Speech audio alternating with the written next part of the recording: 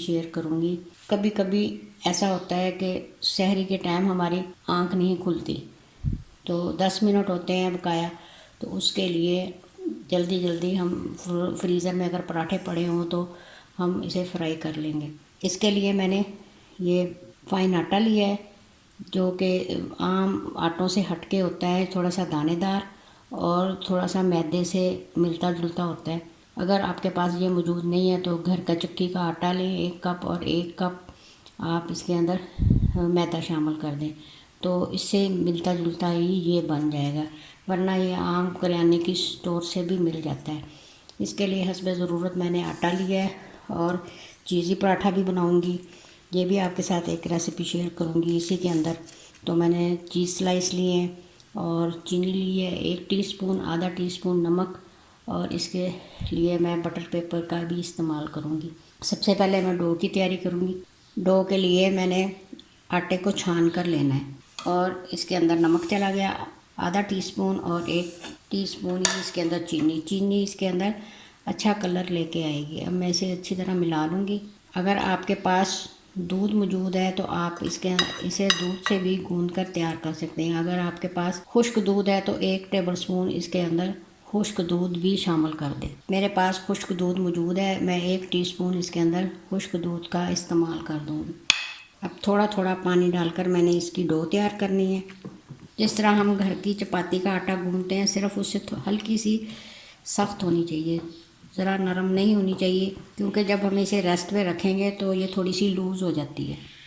आटे को सिर्फ मैंने मिलाया है, इसे गूंदा नहीं है। इसी तरह मैंने ये रख देना 10 मिनट रेस्ट पे। सबसे आसान तरीका है ये आटा गूंदने का। 10 मिनट रेस्ट के बाद इसके ऊपर मैं थोड़ा सा ऑयल डालूँगी, तकरीबन 1 टेबलस्पून, और इसे गूंद दूँगी। इधर हमें ज़्यादा मशक्क़त नहीं करनी पड़ेगी।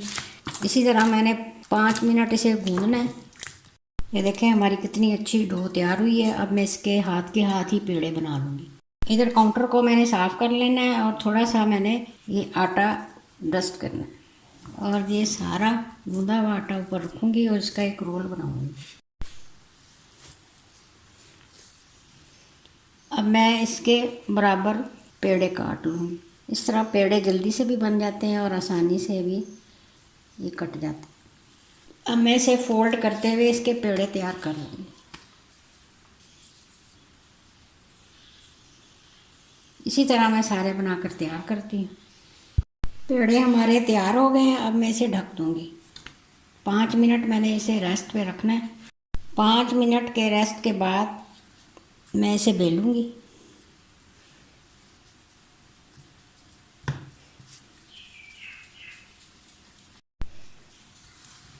आटे को हल्का हल्का डस्ट करते हुए मैंने इसे बेलना है,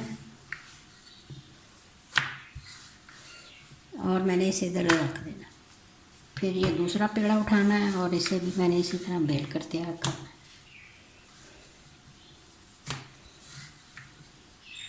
इसी तरह मैंने ये सारी रोटियां बेल ली हैं। अब मैं इसके ऊपर हल्का सा मैंने आटा डस्ट करना है, और जो सबसे आखिर में बेली है वो मैं नीचे कर दूँ। इस तरह हमारा काम आसान हो जाएगा। सबसे पहले मैं चीज़ वाला पराठा बनाऊंगी, जो कि छोटे छोटे बच्चों के लिए, जिन्हें रोज़ा रखने का बहुत शौक़ होता है, उनके लिए स्पेशल बना रही हूँ। चीज़ अगर आपके पास फ्रीज़र में है तो इसे आप पहले डीफ्लास्ट कर लें। ये देखिए डीफ्लास्ट है। अब मैं इसके ऊपर रखूँगी, थोड़ा सा मैं ऑयल लगाऊंगी और इसे मोड़ दूँगी इसके ऊपर भी, और थोड़ा सा इधर, बस थोड़ा थोड़ा लगाना हमने ऑयल। घी इधर इस्तेमाल नहीं करना हमने। फ्राई के वक्त आप बेशक घी भी इस्तेमाल कर सकते हैं, इसमें एयर नहीं होनी चाहिए। हल्का सा 1-2 कतरे फिर मैं ऑयल के डालूँगी और इसे फोल्ड कर दूँ। ये मैंने फोल्ड कर दिया है। अब मैं इसे रख दूँगी। अब मैं दूसरा पराठा बनाऊँगी सादा। इसके लिए मैं इसे बड़ा कर लूँगी।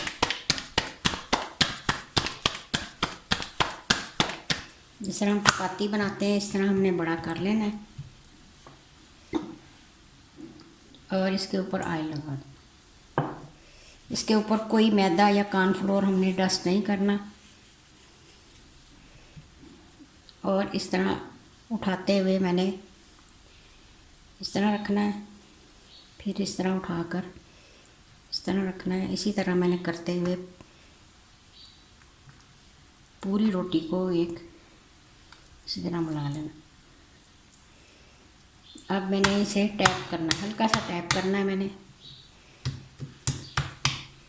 ताकि ये थोड़ा सा लंबा हो जाए। अब मैंने इसे इस तरह पेड़ा बना लेना और इसका जो आखिरी किनारा है इसके नीचे कर देना।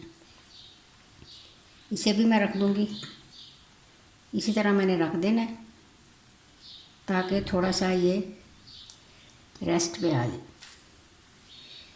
अब मैंने इसी तरह दूसरा लेना है, इसकी भी मैंने बड़ी रोटी बनानी है। इसके ऊपर ऑयल लगाना है।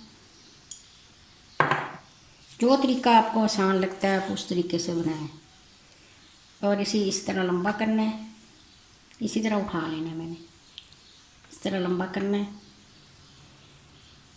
और इसका पेड़ा तैयार कर लेना है हमने।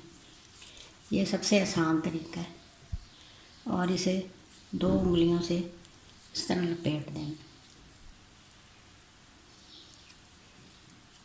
और इसका किनारा नीचे रख देना।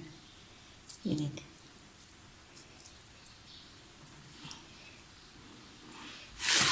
एक और रोटी मैंने इसी तरह बड़ी करनी है। इसी तरह मैंने ऊपर ऑयल लगाना है,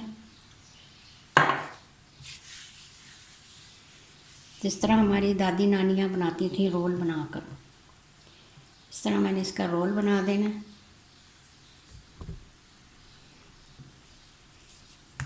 और इसे हल्का सा टैप करना है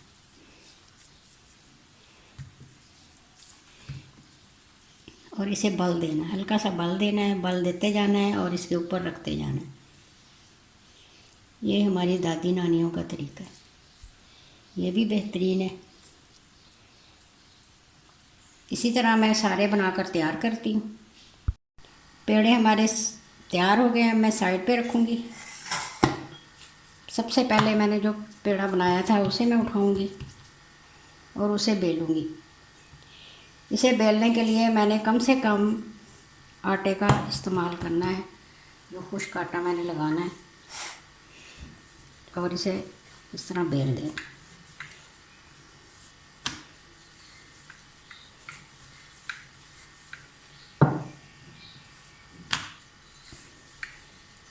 याद रहे कि फ्रोज़न पराठे ज़्यादा बड़े नहीं होते। अब मैं इसे प्लेट में रख दूँगी।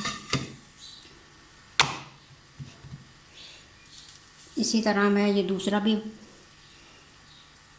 पेड़ा बेल कर तैयार करती हूँ। ये चीज़ हमें तंग नहीं करेगी क्योंकि मैंने इसे पहले डीफ्लास्ट कर लिया है। जिस तरह मोड़ेंगे हम उसी तरह हो जाएगी। ये छोटे छोटे बच्चों के लिए मैं बना रही हूँ जिन्हें सैरी करने का बड़ा शौक़ होता है।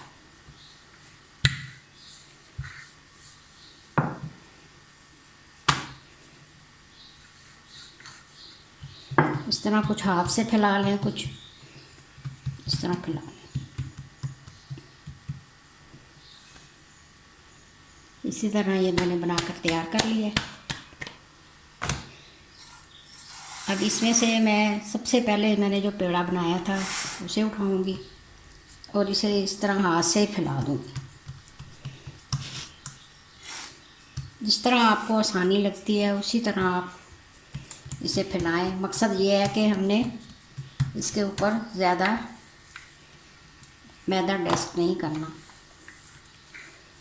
या आटा डस्ट नहीं करना है, जो भी हम इस्तेमाल कर। इसी तरह मैं ये सारे बनाकर तैयार करती हूँ। अगर हम आम तौर पर 8 या 9 इंच का पराठा बनाते हैं आम रूटीन में, तो ये 6 से 7 इंच का होता है। इतना बड़ा नहीं बनाते हम। और पराठा हमेशा रोटी से मोटा होता है क्योंकि इसके अंदर लेयर्स होती हैं। इसी तरह मैंने ये सारे बनाकर तैयार कर लेने हैं।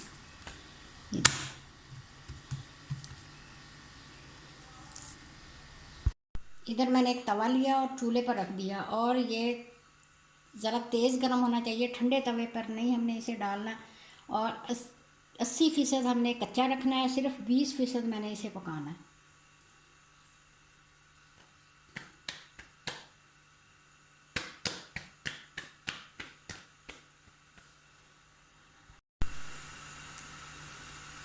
और चंद सेकंड के अंदर मैंने इसे पलट देना है।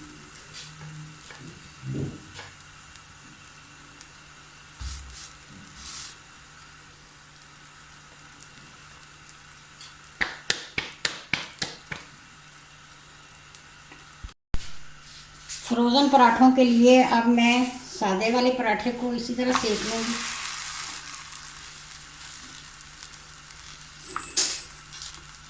याद रहे कि हमने इसे सिर्फ 20% पकाना है और 80% हमने इसे कच्चा रखना है। और तवा हमारा गर्म होना चाहिए। अब मैं इसकी साइड चेंज कर दूँगी।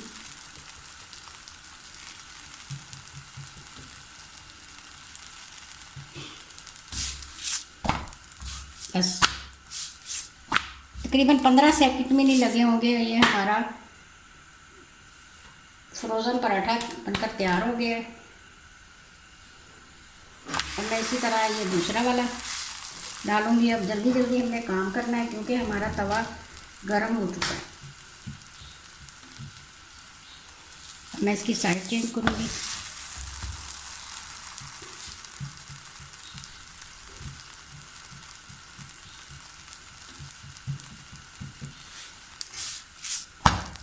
बस इस तरह का होना चाहिए कि हमारे हाथ में बस चिपके हैं इसके ऊपर।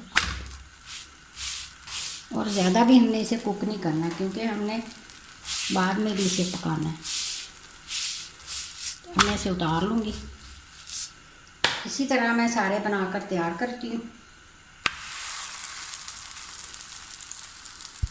ये देखें, मैंने सारे पराठे हल्के हल्के गरम कर लिए हैं कच्चे पक्के से, और इसकी अंदर से थोड़ी सी भाप भी निकल आए और कैसे ठंडे हो जाए। ज़्यादा हमने ठंडा नहीं करना है इसे। इस तरह ये मैंने बटर पेपर लेना है और उसके ऊपर ये मैंने पराठा रखना है।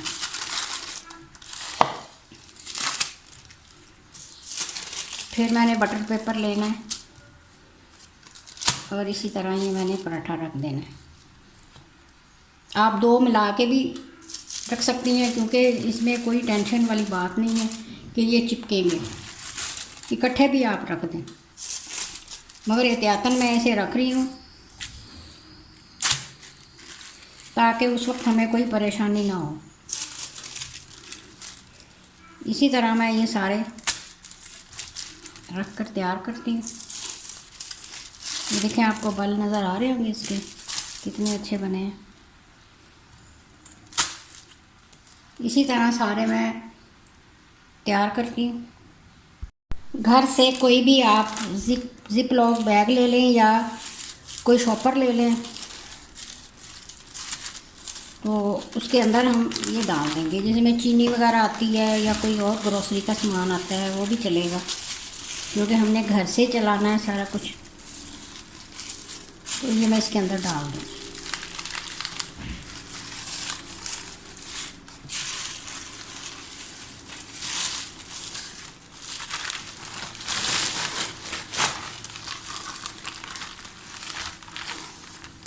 इस तरह अब मैं इसे आगे से बंद कर दूँगी। इसे इस तरह फोल्ड कर देना है मैंने।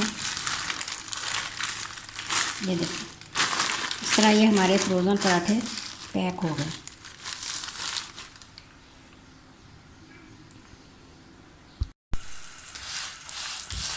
हम फ्रीज़र में से निकाल के फ़ौरन हाथ के हाथ ही इसी तरह फ्राई कर सकते हैं। इसे डीफ्लास्ट करने की ज़रूरत नहीं है।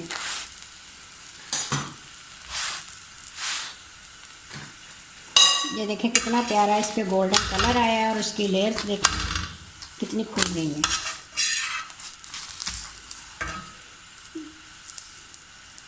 ये देखिए आपको नज़र आ रही होंगी कितनी लेयर्स हैं इसकी। अब मैं इसे उतार लूँगी। उम्मीद है आपको ये फ्रोज़न पराठा बनाते वक्त कोई परेशानी नहीं आएगी। इस बात का ध्यान करना है कि जो मैंने चकोर पराठा बेला था उसके ऊपर मैंने खुश्क आटे का डस्ट किया था, मगर जो मैंने गोल वाले सादे बनाए हैं उसके अंदर नहीं किया, क्योंकि उसके अंदर से आयल खुद ही रिलीज़ हो रहा था और हाथ ही वो अच्छी तरह बेल कर तैयार हो गया था। तो इस बात का आपने ध्यान करना है, क्योंकि जब हम ज़्यादा डस्टिंग करते हैं तो वो आटा जो हम खुश्का लगाते हैं साथ, तो वो जब फ्राई करते वक्त वो अच्छी लुक नहीं देता। तो इसलिए हम कोशिश करें कि इसके ऊपर बिल्कुल भी खुश्का ना लगाएं। और ये देखें मैंने इसे फ्राई भी किया है और इसकी लेयर्स देखें किस तरह खुल रही हैं। ये देखें। उम्मीद है आपको ये मेरी मज़ेदार सी रेसिपी पसंद आई होगी। अगर पसंद आई है और मेरे चैनल पर नए हैं तो मेरे चैनल को सब्सक्राइब, लाइक और शेयर करें और कमेंट्स में बताएं आपको ये किस तरह की लगी। मुझे अपनी दुआ में याद रखिएगा। अल्लाह हाफिज़।